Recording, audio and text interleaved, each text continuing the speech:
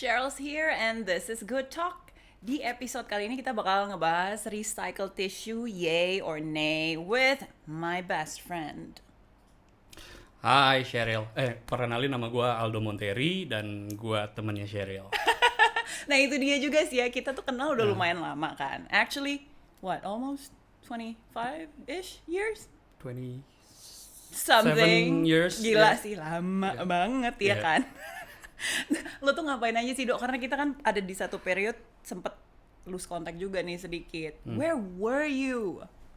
Oke, jadi kita kan temenan SMP itu ya.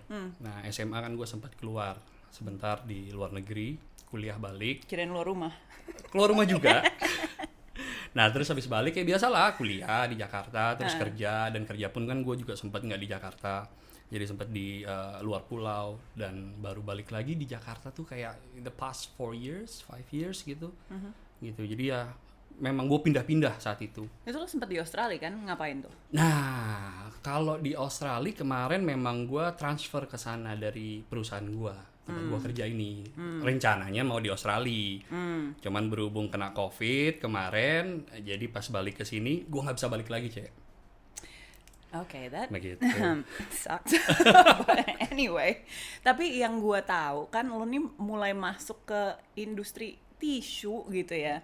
And it's so funny, kayak gue nggak pernah ngebayangin aja lo gitu yang kayak, cause I been knowing you since like forever. Tiba-tiba tuh lo kayak giat banget nih ngomongin soal tisu and you really wanna educate people about it gitu. Tapi kayak just tell me a little bit of that story first. Oke, jadi itu started when I was back in Australia. Jadi waktu gue di sana, gue mengalami sebuah waktu gue belanja nih ke supermarket gitu. Nah, gue ngeliat itu informasi-informasi yang didapetin sama konsumen di sana itu lebih detail dibanding apa yang kita dapetin di sini. Jadi misalkan di sana kalau dari segi price itu udah disebutin tuh, price-nya bukan cuma total price tapi harga per liternya berapa misalkan. Harga per kilogramnya berapa. Kalau tisu itu di sana harga per sheets-nya berapa per lembar. Nah, gue dari situ mulai berpikir, kok di Indonesia kita informasinya banyak nih yang kita nggak tahu. Nah, secara gue juga di industri tisu, ternyata gue lihat di Indonesia banyak banget nih orang belum tahu tentang tisu. Terutama bukan cuman penggunaannya, cuman konsumen itu harus tahu apa yang mereka dapat, apa yang mereka beli dan gunakan. Itu yang gue merasa kok kayaknya gue mau edukasi people deh gitu, gue mau sharing gitu. Itu sih. Dan pas banget kayak lo sempet nonton salah satu Good Talk gue sama salah satu company yang suka merecycle barang-barang. Terus lo nge-DM gue, terus lo bilang gini, kayaknya gue harus bikin podcast soal ini karena gue pengen cerita soal itu juga gitu kan. Tapi sebelum kita masuk ke sana, gue pengen tahu dulu deh, sebenarnya lo masuk ke industri tisu yang orang-orang tahu kan it's not sustainable, right? Itu merambah hutan lah apa segala macam. Is it? Oke, kalau kita ngomongin industri tisu, jadi kita harus ngelihat juga dari segi perusahaannya. A good company itu adalah yang memiliki sertifikat. Jadi kita ngomongin ada PEFC, jadi ada Legal Wood Indonesia. Nah, sertifikat-sertifikat itu yang menjamin bahwa perusahaan itu tidak melakukan hal-hal yang tidak sustainable. Jadi bahasa gampangnya nih ya, kayak lu makan singkong. Ya, lu nanam singkong, singkongnya itu tanamannya lu cabut. Abis itu lu tanam lagi di situ. Itulah yang kita lakukan juga. Jadi kita berladang kayu. Jadi abis kita tebang, kita tanam lagi di tempat itu. Bukan kita terus cari tempat baru, hutan, apalagi hutan lindung. No, seperti itu. Jadi sustain karena lo punya lahan lo sendiri. Yes. Yang selalu di replanting lagi. Correct. Kayak gitu terus ya. Ya. Gede. Ya iyalah pasti. Besar. Jadi aman ya. Dan Aman. bisa nggak company lain kayak beli dari ladang lo misalnya? Bisa, Oke. bisa gitu. Dan berarti itu mereka udah masuk sustainable juga walaupun numpang ladang. Kalau dari segi produk dasarnya, iya. Tapi apakah dari setelah itu prosesnya, itu kan juga harus dinilai ya. Nah itu kan gua nggak bisa menjamin kalau dari other companies. Oke. Gitu. Nah ini yang seru, nanti lo kan akan mendemokan juga ke kita gitu ya, gimana sih cara ngebedain tisu yang emang ini aman dipakai buat kita dan segala macam, which I think we really need to know. Tapi sebelumnya lo ceritain dulu ke kita kayak jenis tisu apa aja, because to be honest with you kadang-kadang gue sendiri bingung gitu ya, apalagi kalau di restoran-restoran dikasihnya ternyata kayaknya itu facial tissue gitu, tapi bukan tisu yang seharusnya ada di restoran, and then Ya, oke. Nah, itu juga salah satu kenapa gua kadang-kadang lucu ngeliat di Indonesia gitu ya, pemakaian tisu yang tidak tidak sesuai pada tempatnya. Uh, jadi kalau tisu itu basically yang pertama penggunaannya di bathroom, di toilet. Itu tisu toilet namanya. Nah, yang kedua kita ngomongin untuk tisu facial untuk ngelap wajah atau hidung dan sekitar muka. Nah, berikutnya kita ada ngomongin towel namanya. Towel kategoris. Nah, towel itu biasanya untuk ngelap, mengeringkan sesuatu atau bisa juga untuk bersentuhan dengan makanan. Dan yang terakhir itu kita ngomongin napkin. Nah, napkin pun juga ada beberapa size gitu ya, tapi itu juga untuk bersentuhan dengan makanan gitu. Jadi itu aja sih sebenarnya penggunaan tisu kalau nggak untuk skin, untuk makanan. Which is why sebenarnya apapun yang ingredients yang ada di tisu yang kita pakai itu kalau bersentuhan sama kulit kita atau kalau dipakai buat bungkus makanan kan kadang-kadang dibungkusnya langsung sama tisunya gitu kan. Terus masih nempel-nempel nih tisunya di makanan terus dimakan sama orang dan kemakan juga. Berarti everything yang ada di situ bisa ketelan. Yes. So if it's not safe, ingredientsnya Yeah. itu berefek negatif dong buat kita. Correct, betul sekali. Yeah. Which is what's the worst that can happen? Oke, kalau kita ngomongin tisu yang tidak higienis, apalagi nanti kita akan lebih dalam ngebahas itu ya. Ada resiko untuk zat-zat yang sebenarnya tidak boleh untuk masuk ke dalam tubuh kita, yang dipercaya bisa cancerous. Sebenarnya itu yang paling berbahaya. Okay. Nah, kalau untuk kita ngomongin ke skin, itu bisa juga menyebabkan alergi. Seperti itu. Tapi yang paling bahaya yang tadi gue bilang, zat-zat kimia itu yang tidak boleh masuk ke dalam tubuh kita. Itu yang harus dihindari. Oke. Nah, which is kita akan masuk ke apakah zat-zat kimia tersebut dan yang gue pengen tahu apakah tisu. Nah, ini kan waktu lo nge-DM gue, di recycle itu boleh atau enggak? Kalau boleh kenapa? Kalau nggak boleh, why? Bukannya segala sesuatu yang di recycle itu bagus. Oke, gini Cek. Jadi kita harus sama-sama agree dulu nih. Konsep recycle, it's good. And I totally agree, I totally support the concept of recycling products. Tapi tidak semua produk itu layak untuk di-recycle. Contohnya,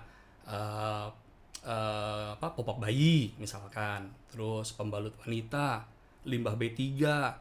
Itu kan tidak boleh di-recycle dan digunakan ulang. Nah, begitu pula sebaiknya dengan tisu. Seharusnya tidak di-recycle seperti itu. Tapi kalau konsep recycle, it's good. Tapi tidak semua produk layak di-recycle. Oke, so kalau tisu itu di-recycle, apa akibatnya? What is happening? Ada zat apa di dalam itu? Why? Why is it not good? Tell me.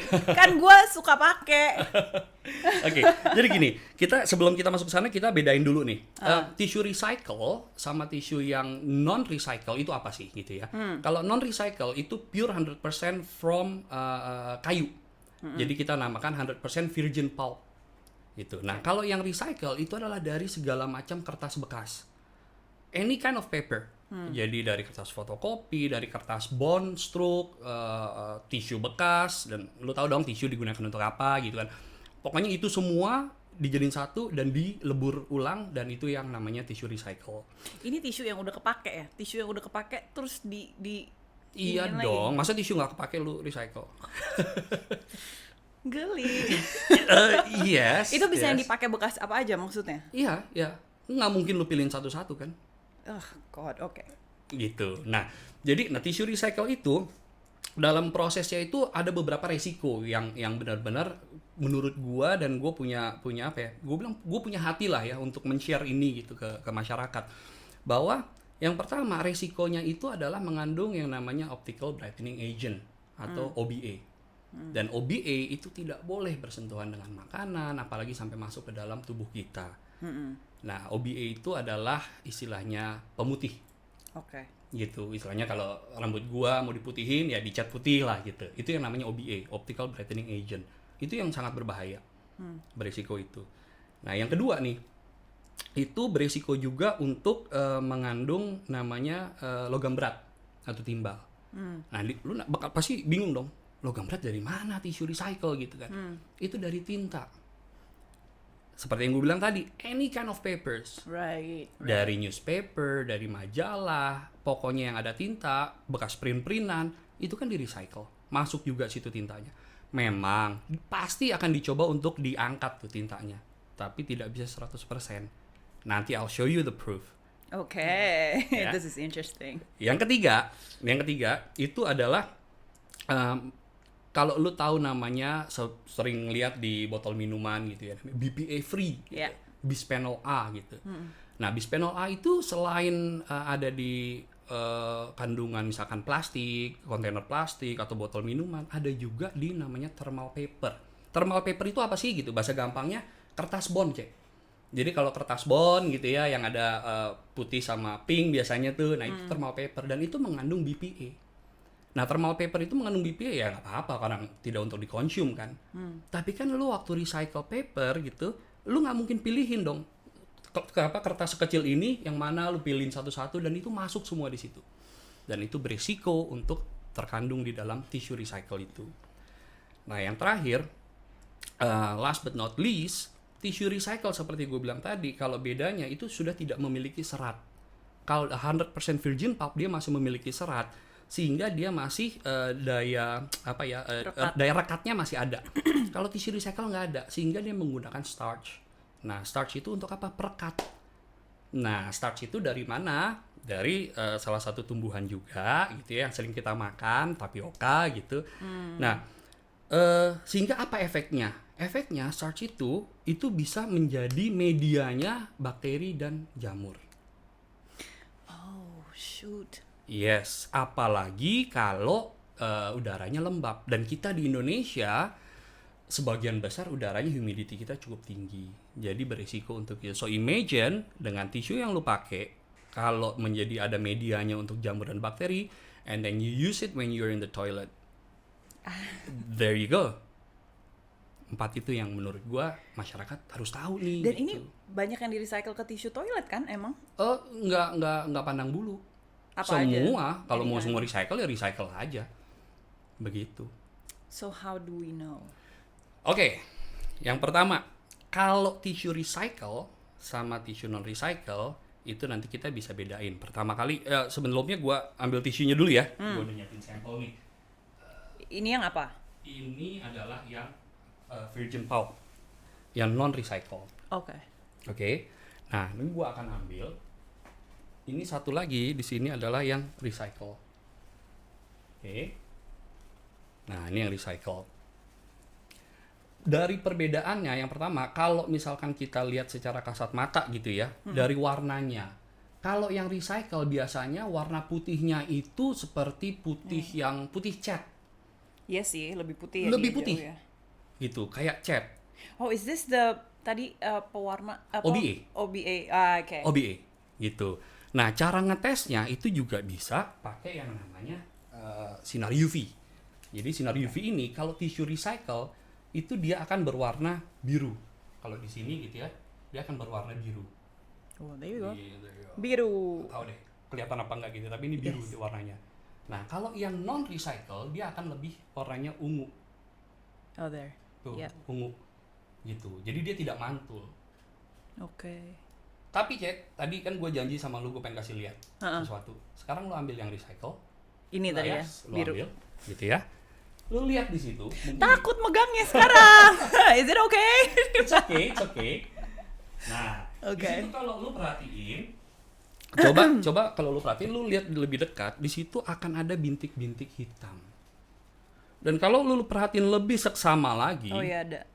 bintik hitamnya ternyata banyak. Tapi kecil-kecil. Kelihatan. Oh. Itulah logam tadi. Ah. Itulah tintanya tadi. Oke. Tapi kalau dari jauh kan nggak kelihatan kan?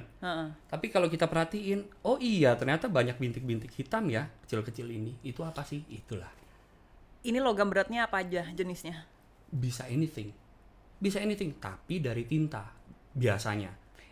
Tinta tuh biasanya apa? Timbal. Ya kalau gua sih ya pernah melakukan tes ya. Nah itu please share. Gue pengen tahu lo pernah masukin ini ke lab? Pernah gitu. Logam beratnya memang banyak. Apa? Sampai ada mengandung merkuri juga. Damn it. Oke, So- taruh langsung. Iya, begitulah gitu. Cuman ya karena gue juga tidak bisa memastikan setiap perusahaan yang memproduksi ini prosesnya seperti apa gitu Right. ya. Ini hanya dari yang lo pernah dari yang tes gua pernah. di lab, ada Correct. merkuri, ada Yes. timbal di dalamnya, Yes. which we all know. Kalau sampai ya apalagi kalau ditaruh di kamar mandi gitu ya. There you go gitu. Jadi itu yang tadi gua tunjukin, yang pertama adalah yang OBE dan logam beratnya. Nah terus gitu ya, nextnya nih gua juga bakal mau nunjukin yang tadi gua bilang starch. Oke. Oke. Nah This is gonna be interesting. kita demo ya sedikit ya. Boleh. Oke. I wonder lo bakal dihujat orang apa enggak? Gue deg-degan nih. Wondering. Semua orang yang produksi tisu recycle mendadak. Oke. Nah.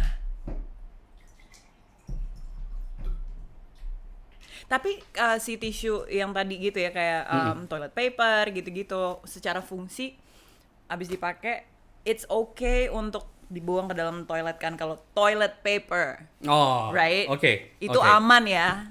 Dia akan melebur gitu kan. Ya. Nanti gua akan demo juga. Intinya, nah itu juga salah satu yang gue lucu gitu. Karena gue banyak ngeliat di kamar mandi di Indonesia gitu ya di public restrooms. Jangan buang sampah dan tisu toilet ke dalam toilet gitu kan. Why gitu. Nah, padahal tisu toilet itu sangat gampang terurai. Jadi sewaktu dia di flush masih dihitungan di dalam pipanya situ dia sudah terurai. Jadi tidak akan menyebabkan mampet. Tapi jangan buang tisu jenis lain. Facial tissue, apalagi towel, masukin situ ya nggak akan terurai. Gue rasa itu dia tadi sih fungsinya ini as an education, right? Yes. Karena kayaknya orang mungkin terutama cewek ya.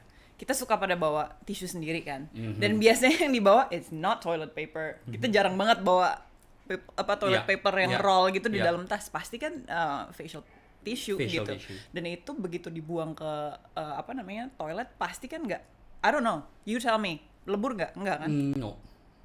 No, That's it's why. not going to be that fast kalau untuk facial. Dan penggunanya kan kalau di public restroom kan bukan cuma satu orang ya, Iya. banyak gitu. Nah imagine itu banyak orang membuang facial tissue ke dalam toilet. Makanya jadinya mampet. Mampet. Dibilang jangan dibuang. Yes, tapi kalau toilet paper Boleh. silahkan. Karena baru di flush hitungan detik dia akan hancur. Nanti kita akan demo. Oke. Now you let me know tadi apa yang tadi apa sage apa namanya? Starch. Jadi ini adalah nanti kita bedakan. Ini adalah dari toilet paper. Jadi dari toilet paper gua ambil. Ini recycle atau bukan? You will see. Oke. Jadi gua basahin dulu dikit. Oke. Jadi gini ini cara ngetesnya berarti ya. Yes. Oke, satu di sini bentar ya, satu lagi. Di sini gua ambil yang tisu satunya. Oke. Ini jadi intinya tisu ditaruh di dalam air, Dikasih air. dibasahin gitu kan. Yes. Nah, habis itu kita tetesin yang namanya antiseptik. Oke. Satu, gua tetesin yang ini. Ini oke. Oke.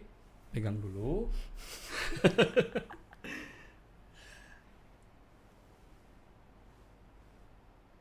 Satu lagi di sini. Oke. Now, can you see the difference? Yes. Oke. Mana yang berubah warnanya? Gue sambil kasih lihat kamera. There you Ini go. yang berubah. Wait no. Yes. Ini yang berubah. Dan itu akan menjadi hitam. Dan kalau didiamkan lebih lama, pinggirannya akan ada abu-abu dan segala macam. Ini sih ya Yes. pinggirannya udah mulai hitam-hitam. What is happening here? Itu buktinya bahwa itu mengandung starch. Oke. Yang which tadi lo bilang ini berarti bisa bikin jamur ya? Media untuk Media. pertumbuhan bakteri dan jamur. Oke. That's why, not based on my words, tapi kalau lu Google Di situ sudah banyak penelitian bahwa tisu recycle mengandung bakteri beribu-ribu kali lebih banyak dibanding tisu yang 100% virgin pulp. And cek, the good news is that was from toilet paper. Aduh. Yes. Oh no, bawa toilet paper sendiri mulai sekarang. No. Nah itu dia gitu. Jadi itu salah satu resikonya yang tadi gue bilang. Right.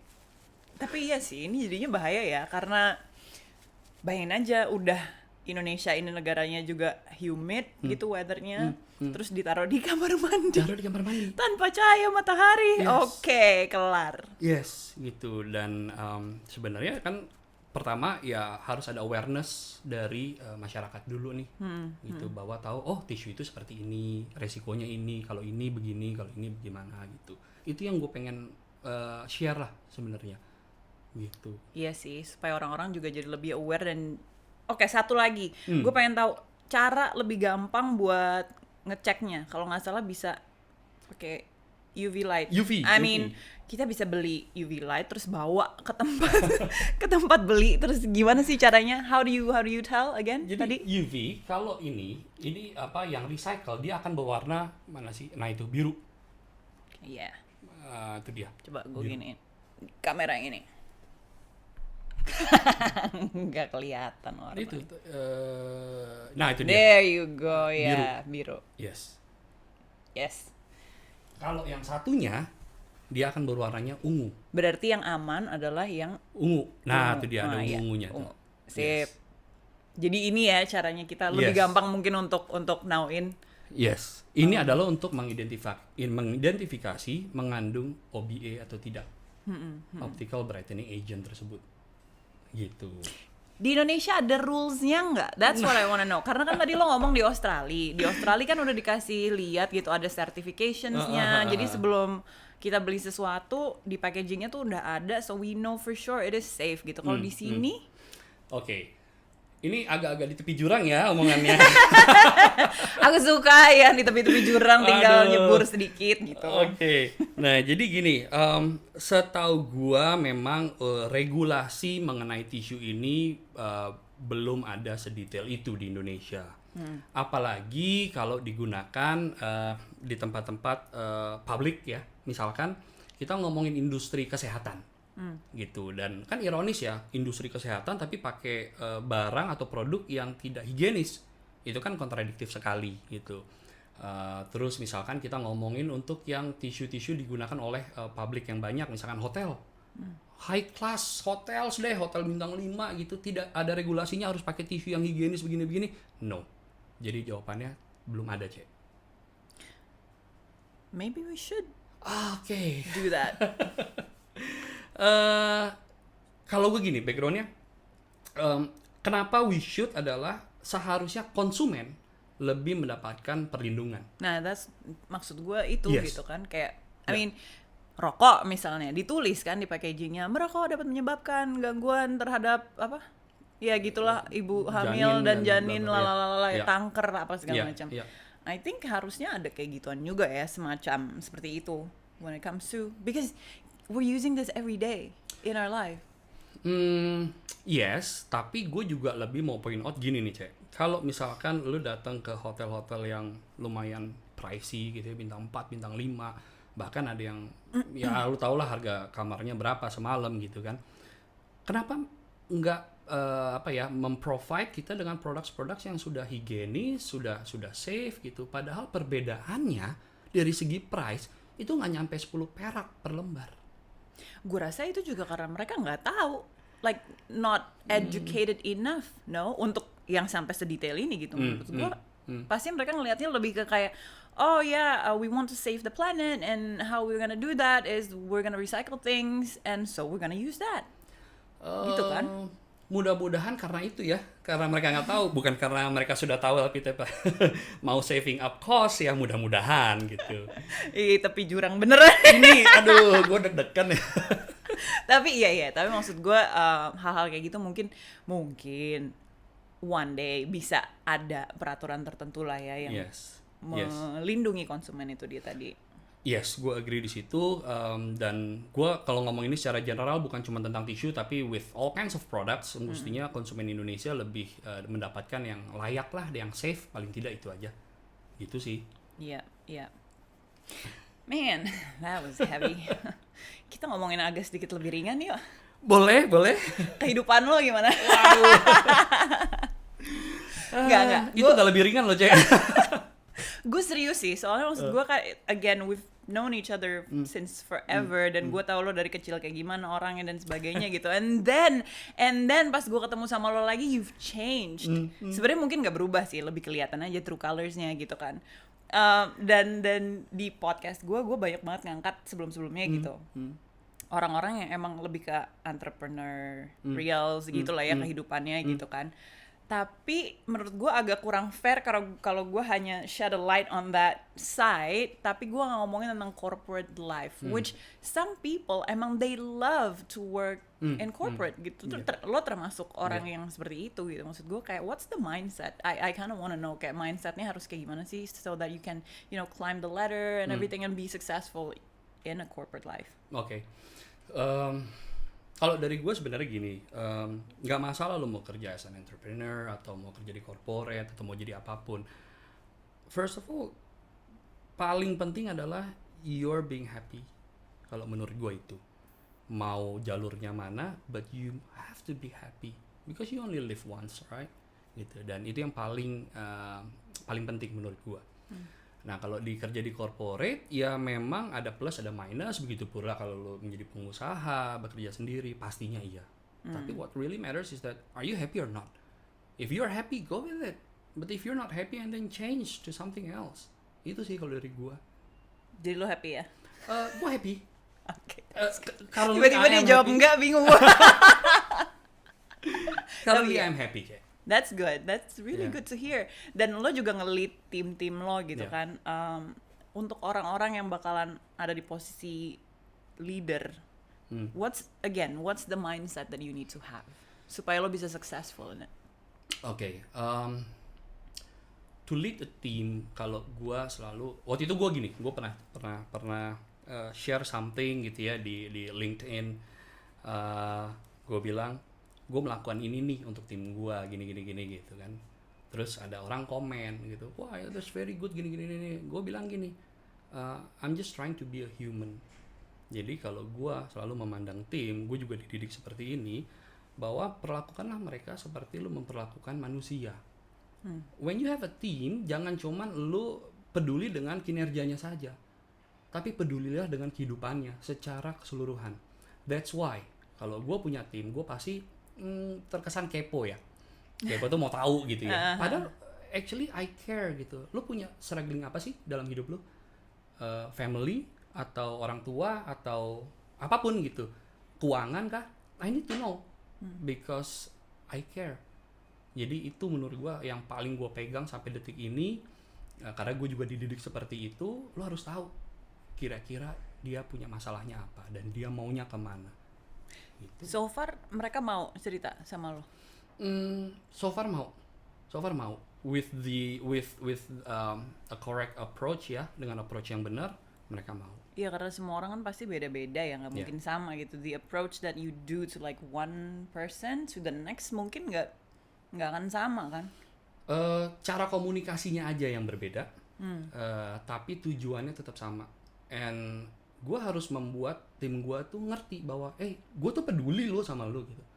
Gue langsung ngeliat ke arah tim lo gitu. Apakah mereka agree or not? Kalau mereka berarti dia tapi ngangguk sih, oke, berarti lo bener. Jadi gue selalu nanya gitu, karena gue barusan nanya nih, punya saudara berapa? Ini real, bukan editan ya. Barusan gue nanya, kayak sejam yang lalu, 2 jam yang lalu, punya saudara berapa? Terus orang tua masih ada berapa? Bapak ibu masih ada apa enggak? Ngapain kegiatannya? Bukan karena kepo, but I need to know because I care. Gitu. Iya. Dan lo juga kan, yang gue tahu gitu ya dulu pas lo di Australia, you were struggling, dude. Like I know you were struggling.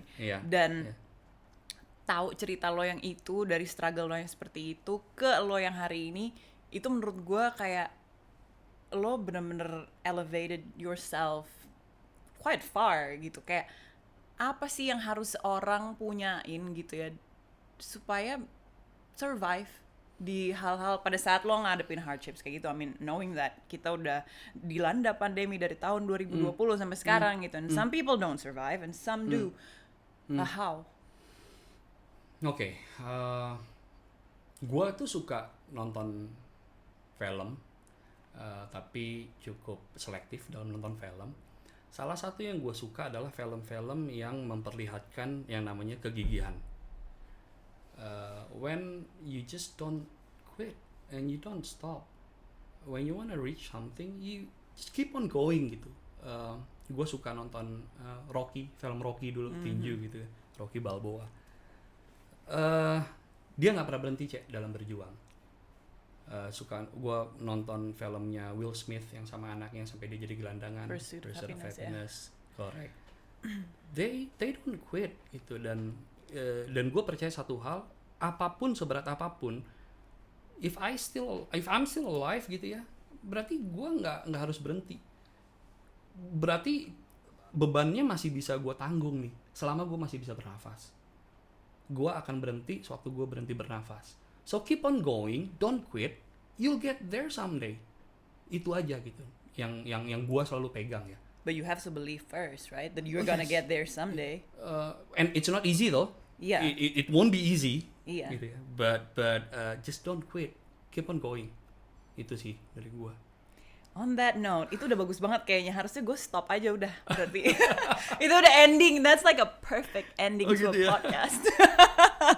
Anyway, thanks so much ya, Dok. Sama-sama, Cek. Udah ngobrol-ngobrol juga. We've been educated about tissues, whether or not kita aman atau enggak, pakai yang recycle atau enggak. You know, semuanya balik lagi ke pilihan kita masing-masing. If you want it, then just do it. Just know that ada beberapa konsekuensi yang harus kita tanggung juga gitu.